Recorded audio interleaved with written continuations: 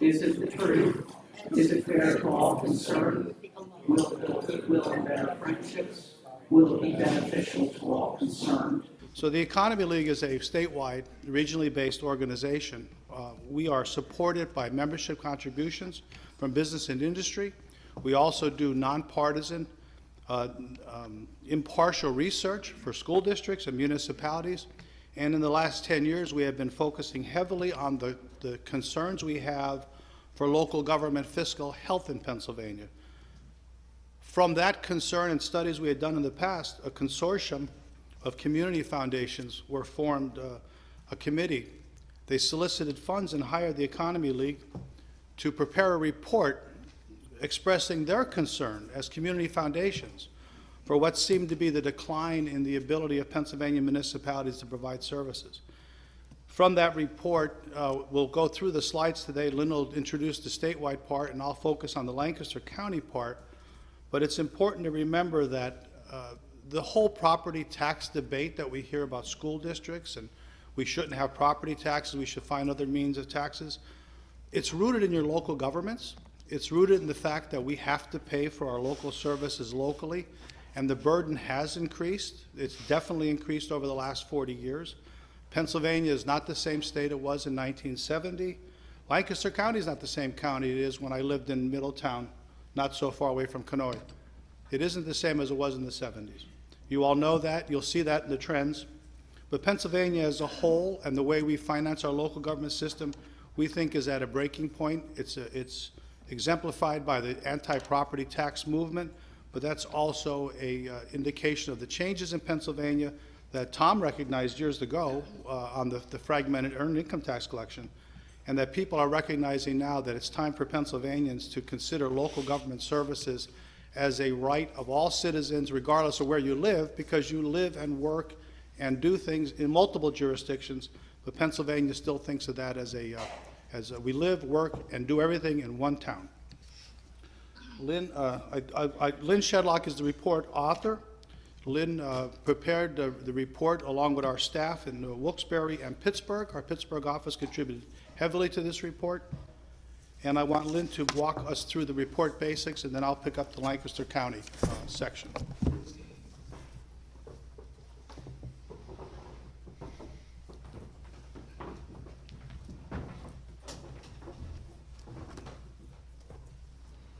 Good afternoon. So as Jerry said, we were approached by a consortium of foundations that were concerned about the state of municipal distress in Pennsylvania. And just to quickly sort of key off of one point that Jerry made, when you're looking at municipal distress, keep one thought in mind. All of our 2,500 plus municipalities are full service municipalities. That means that they are authorized within their borders to provide all manner of local services, police, public works, et cetera, et cetera. They are given taxing and fee ability to pay for that. But nobody is going to provide those services within those borders, no matter how big or how small or how much money you can actually raise from your tax base, except for you. And that's one of the issues here. We don't really have real good regional provision of services. So you can keep that in the back of your mind. So what we did was we used a mathematical formula, and this formula was something that was developed in the 90s by our Pittsburgh office, and takes into consideration various factors like,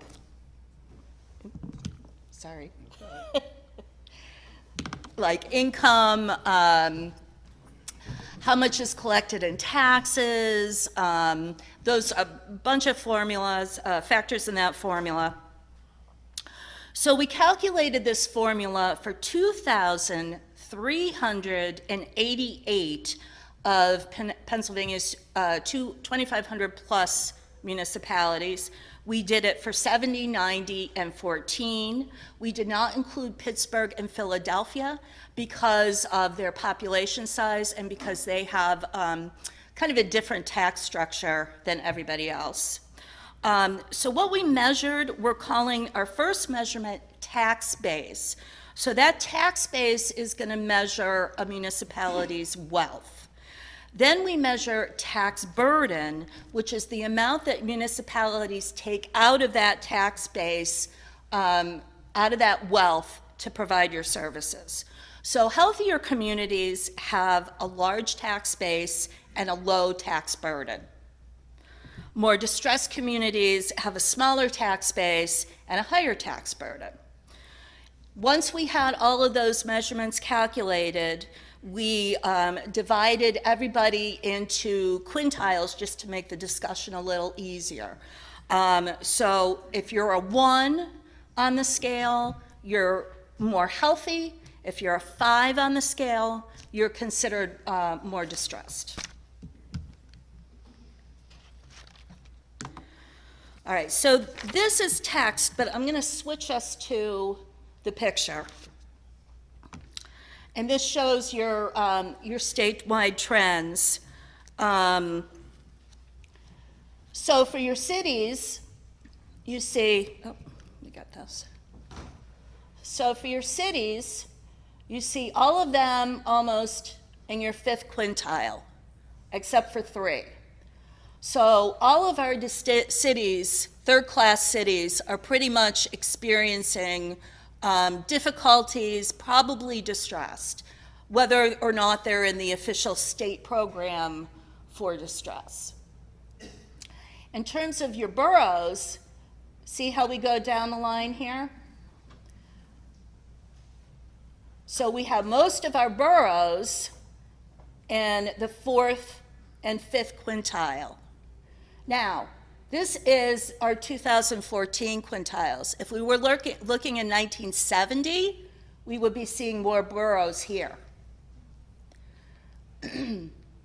Our first-class townships are kind of mixed, but they're also more in these lower quintiles than the upper quintiles. Our second-class townships, however, as you can see, are concentrated in the 1st and the 2nd quintile, and are lower down in the more distressed quintiles. Like the boroughs, which was switched positions, townships also switched positions. Townships in the 1970s were more down here. So what happened between 70 and 90 and 14 to cause that switch? Well, obviously, we had the movement of wealth and population out into the second-class townships from the more urban areas, the more urban boroughs, and the more urban cities. So what does that cause? Well, as I said at the beginning, all of your wealth, everything you can tax is within your borders, and that's how you pay for your services. So if your population up and leaves, they take their wealth with you, all of a sudden your tax base is going to decline. And so that's why we see this situation. So in terms of cities, we consider them in an overall negative position from 90 to 2014.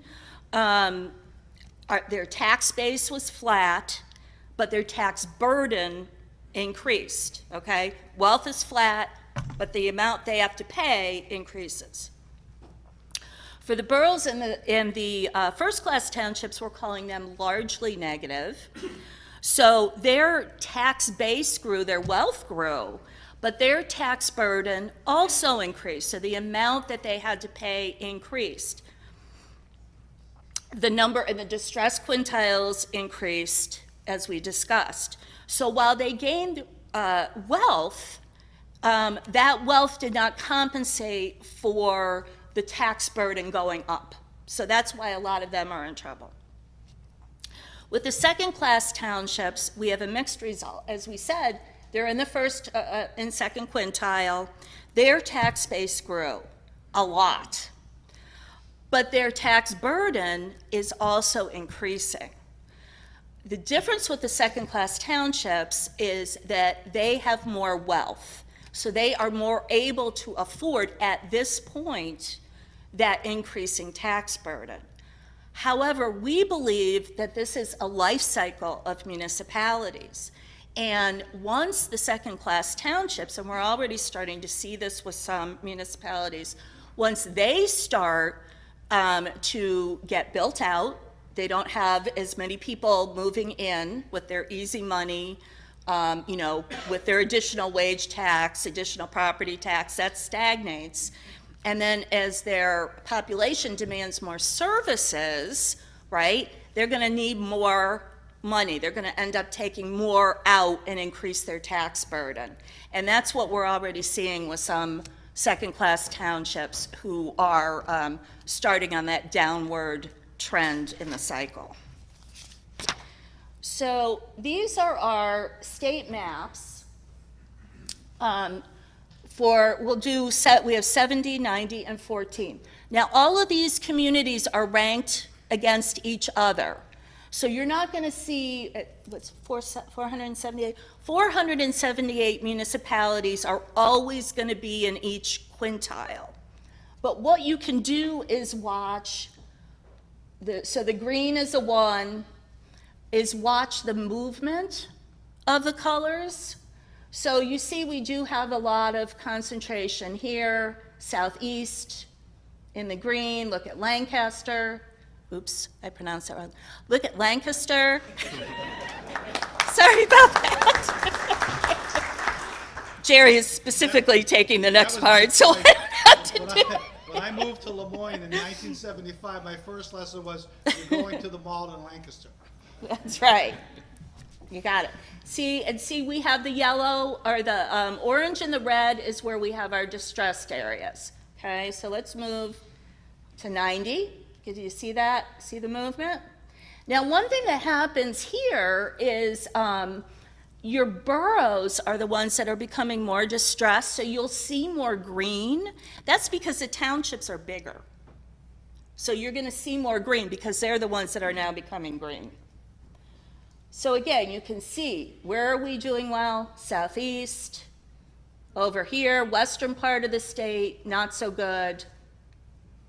Pockets up in here. And this is our current map. And one of the interesting things with this map, remember we had all this green down here. Well, we still have a lot of green, but see how we're getting the lighter green now? That's a 2. So they used to be a whole lot of 1s. Now they're starting to go into 2s. So all of these sort of prosperous counties are starting to feel the impact of that population demanding more services, and as a result, they're having to tap more into their tax base. Again, you see a lot of red and orange out here. This is probably one of the most distressed areas in the state, right in here. And then you can also follow sort of the former coal, right, in Schuylkill County and up through northeastern PA. So Jerry is now going to take you into Lancaster County. This is yours.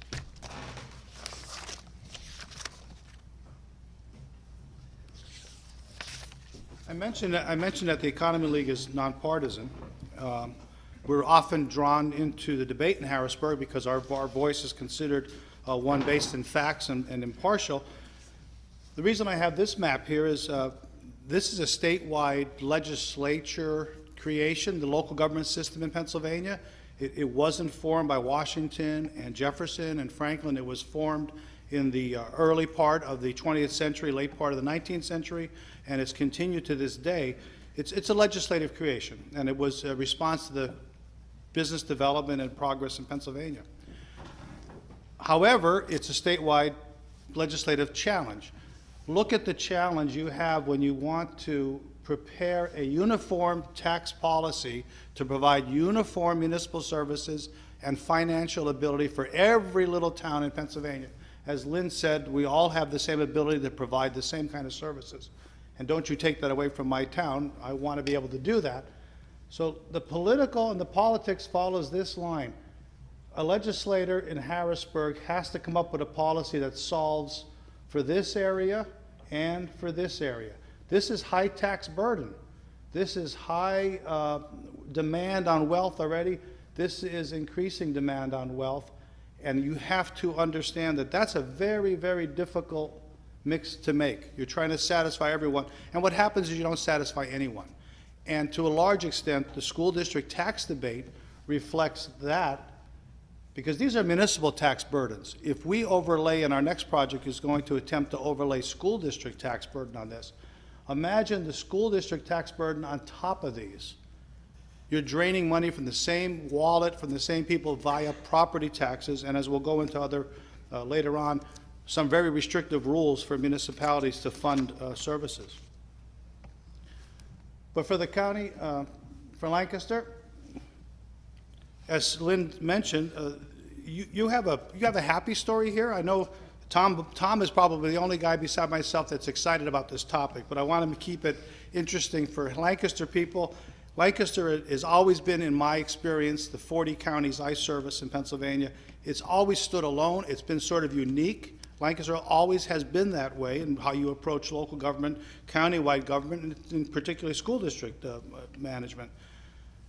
So this is better news for Lancaster than it is for Pennsylvania as a whole, and you'll see that. So Lancaster stands out, but the trends are still present in Lancaster. The cities, of course, the city has always been a place for business to business, and it's also been a place for the middle class, upper class, and lower income class to live. But over the last 40 to 50 years, it's become more of a lower income population, more different housing styles. The city really is not going to advance on a tax burden, tax wealth past the fifth quintile. The boroughs are overall negative. Boroughs are small urban centers following the railroad, the canal system, and agricultural crossroads. So they're older, they have more denser populations, and they have to provide more services historically without a growth in wealth that accompanies that demand. Their tax base has decreased by 1.5% in this period, and the tax burden has increased overall by 33%. So a flat wealth pattern, but a high tax burden demand. The one first-class township, and I apologize, I forgot which one it is. Is it Manheim? Is it? Who is it? Manheim. It is Manheim, right? The first-class township, that's remained in the second quintile. It's remained in it's moved down, I believe, in its ranking, but it's remained in the second quintile. It's a mixed positive message for that township. The tax base there grew by 3%, which is not as much as we would have expected. This is over the last few trends. But the tax burden's been increasing. So you have a mixed positive, but the trend overall in the state is reflected in the township. You have less of ability to pay for the services going forward. And of course, you'll be relying on property taxes to do that. Second-class townships, Lancaster County has been the epicenter of the whole debate about agricultural preservation and development outside the cities and boroughs over the last 40, 50 years. That movement has benefited second-class townships, and they're a mixed positive. While we say positive, mixed, because the tax base itself grew by 22%, which is 7 times the borough rate, but the tax burden outpaced both the borough and the city's increase by 12. It went up 12 points, 12%. So you can see that the pressures on the townships to continue to provide services or add on to services is going to be constrained by the lack of the salad days development, when people were rapidly developing, subdividing, and moving into the townships and providing those municipalities with tax revenue that wasn't directly related to property tax increase. You have to remember, when people move into your town, they don't just bring their family and their mailing address, they bring their wealth via the new home they bought, the subdivision that was real estate transfer tax, et cetera, and then their wealth remains there because you tax their earned income. So while as migration slows, the pace of expenses for services don't slow. Citizens expect more, especially when they're there in a longer time. They have a 20, 25-year mortgage.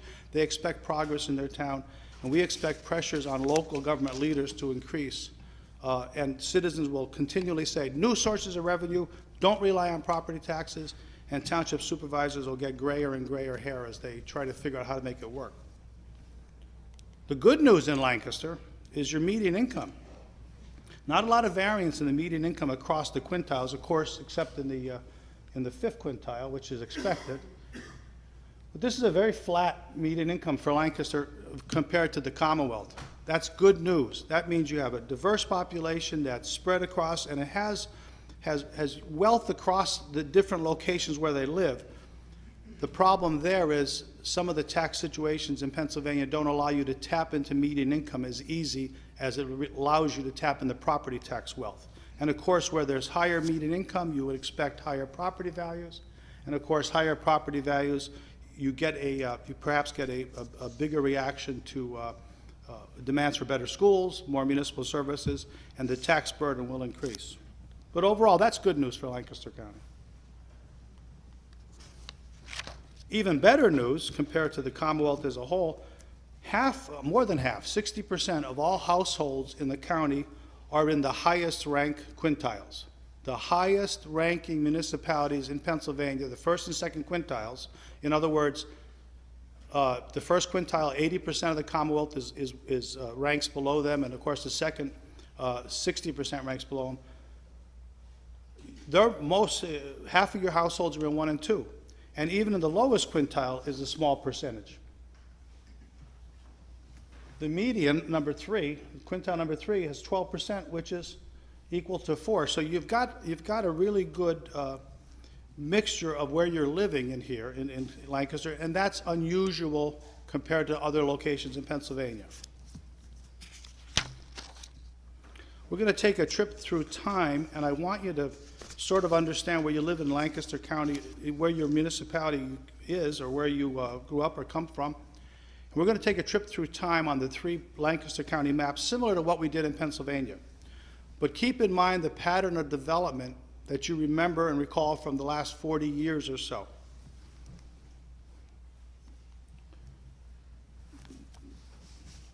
That map represents 1970 Lancaster, and you notice, I think Lynne mentioned some of the older the second-class townships had higher tax burden. They were lower ranked. Obviously, the area around the city had a higher tax burden even then. This area here, while I'll belie my lack of geography here. I'm trying to remember my geography from my travels here, but obviously heavily agricultural. This also was like agricultural before the build-out. But here was where you had the highest tax burden 40-some years ago. As you move up in color, as the colors get changed, you're now seeing the deterioration. You're seeing the movement down in the ranks. And in our ranking, that means higher tax burden, less ability to pay for it. And now you see it scattered throughout Lancaster County, where the development has slowed down. I don't remember the corridors that these represent, but there's highway corridors here, which ease of access and development. That'll take you through how we think the tax burden in Lancaster has changed since 1970.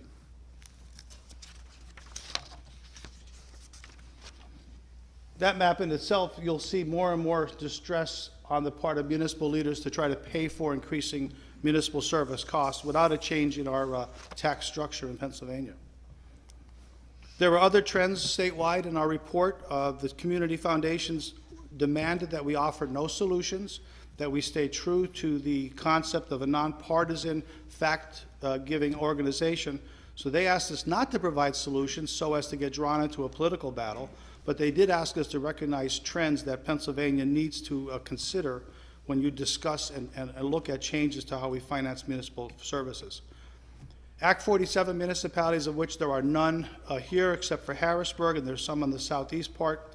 Those are the distressed municipalities recognized by the Commonwealth. There's 27 of them or so. They obviously perform worse than average. They wanted to make sure that even though the state had intervened and given them extraordinary tax powers and extraordinary help over the last 2 or 3 decades, they still average worse than the Commonwealth as a whole. During the preparation of a report, Governor Wolf, I think for the second or third time, offered in his budget message the thought that municipalities should begin to pay for police services provided by the Commonwealth. In Pennsylvania, you don't have to have a police department, I think, except Scranton, Philly, Scranton and Pittsburgh. Pittsburgh and Scranton. Lancaster doesn't have to have its own police department, which always drives me crazy because some towns threaten to simply walk away from it. In Pennsylvania, the default police department is the state police. If your town does not have police, it is the responsibility of the Commonwealth to provide police services. So that thought that there's been perhaps a need to reimburse the Commonwealth, other taxpayers that don't have, that are paying for local police or pay for their services, municipalities probably should put a fee, and that comes up every year. It gets shot down every year. But our data shows that a local police force paid for by the citizens, it's a big financial lift. Typically, it's 30–40% of your overall budget. The personnel costs of a municipal budget are 70% and 80%. So it wasn't a surprise that we found out that communities that pay for their own police coverage, on average, had twice the tax burden. They're spending more money out of their limited purse to provide services which are considered important. And communities that paid for their own police department, as opposed to those that received it from the state police, were more likely lower a number 5 and number 4 than they would have been a 1 or a 2, indicating again just a higher tax burden, common sense, the higher tax burden to provide higher level services with the inability to continue to pay for increasing cost. There's a state role in all this, as I mentioned. It's a really difficult role to reconcile, given that map of the state we showed in the varied political regions. But as Lynn mentioned, they're full service. It's structured going back to 1803. We really haven't changed our municipal structure. We started with second-class townships, allowed the formation of boroughs, a couple cities, and it's progressed since then. Our laws assume, they really do, and maybe this is trite in Lancaster, I don't know, but our laws assume that all commerce occurs in the city or the borough. It assumes that all crossroads come through boroughs, all highways lead to the cities, all the non-agrarian workers are clustered in your cities, and their income represents that. One of the last taxes we had was called the occupational assessment tax that levied a millage based on the value of your occupation, as if people still were paid that way, as if occupations were handed down from parent to child. The reality is wealth moves with the citizens and their ability to move. We've allowed movement across Pennsylvania. We have jobs located in the cities. It's an old, Mayor Gray would tell you if he was here, there are a lot of good jobs in the city of Lancaster. Don't fool yourself. Lots of good jobs in the city of Lancaster. Those people don't live in the city of Lancaster. People that work there don't live there. So the large urban areas are home to commuters, they're home to people going back and forth, but as the population left, they didn't take the roads, they didn't take the streets, the sewers, they didn't take the need to protect for fire and police. They took their prosperity with them. And urban areas simply continue to require costly services, and they now lack the wealth in the population to pay for it. We have a catchphrase. The state of Pennsylvania treats municipalities as if everyone, what is it, Lynn? Everyone that works in the cities is rich and everyone else is a farmer. Yeah, everyone else is the farmer. Yeah, if you don't live in a city, you're a farmer. That's the legislator's view of local government in Pennsylvania. And even worse, the structure of local government refuses to recognize that local taxes perhaps should be flexible. Maybe we shouldn't all rely on the value of our home. 100 years ago, 150 years ago, if you were a homeowner, that's a pretty good indication you had wealth. You weren't a renter, you saved up money, the mechanism of a long-term mortgage wasn't there, you had enough prosperity from your family or from your own efforts, you owned a house. You were expected to pay more because your home was protected by the government. That's no longer true. Property tax wealth is not necessarily indicative of individual wealth. World War II, the GI Bill, just the general prosperity of the country has made home ownership much more common and not necessarily a sign that you're wealthy. But our state law still treats property taxes and earned income taxes as confiscatory. That if we don't control the local government's ability to take revenue and wealth off people, I agree with that, by the way, we are going to have to control it. Unfortunately, the controls represent a bygone era of 70, 80, 90 years ago. The last time these laws were overhauled was 1965. There are still caps on property and earned income taxes. You could have the wealthiest municipality in your county and the government cannot levy a tax on earned income more than 0.5%, actually it's 1%, but you have to share that with your school district. That leads to the situation where a school district takes 1/2 of all the earned income taxes, the municipality is left to provide police, fire, administrative, zoning, road, everything else. It's a difficult way to fund things. There's legislation that favors public sector unions called Act 111. It provides for guaranteed collective bargaining, guaranteed arbitration, interest arbitration if there's an impasse. It takes away the right to strike by fire and police, but it puts the ability to control their wages in the hands of a board of arbitrators that have the power by the Constitution to overrule elected officials. Pensions, generally speaking, in the past, the pension of a local public servant was considered to be one of the perks of the job because they traded low salary for benefits and long-term employment. It was, if you became a policeman, you were expected to stay in the town. You had a not a lot of opportunities for police or fire in the private sector, so we took care of you at modest salaries, but a guaranteed pension, guaranteed health care, and the common citizen had similar benefits and perhaps a higher salary. That's turned on its head now. Defined benefit pensions, which are common in the public sector, are rather scarce in private sector, and citizens are not used to having built-in raises as public sector unions have been able to negotiate because of Act 111 and such. So that becomes a burden of legacy. Now you've got cities that had lots of employees, no longer work there, no longer live there, took their pension, who knows where they moved to, Peckway or maybe Florida, I don't know. But they are still being paid pensions by the municipality for services rendered many, many years ago. They deserve the pensions, but the municipalities do not have a way to afford legacy costs or change the way they bring in money. Oop, almost out of time, right, Tom? Okay, all right, Tom's ready to say. So Jerry, stop talking. What's the takeaway? See, only Tom and I can spend all day talking about this, so I thank you for your attention and not falling asleep. But the takeaway from all this is all Pennsylvania cities, including Lancaster, are likely distressed in the sense that they have high tax burdens, which is driving people away from there, and they have an absence of wealth creation by citizens that live there. The boroughs and first-class townships gain wealth, but not enough to keep up with costs. And we believe that the local government system in Pennsylvania remains broken and needs to be fixed through wholesale change, wholesale discussion, civic leadership, civic leaders understanding it's not the lack of competence in city hall or borough hall or township supervisors. It's the lack of adequate tools that address the changing Pennsylvania that we have in the last 45 years. The full report's at our website, pelcentral.org. Lynne has it here. It's 300 pages. It has every municipality in Pennsylvania and the ranking for the last 40 years, plus a bunch of regional maps and things, and some good narrative written by Lynne. Thank you very much.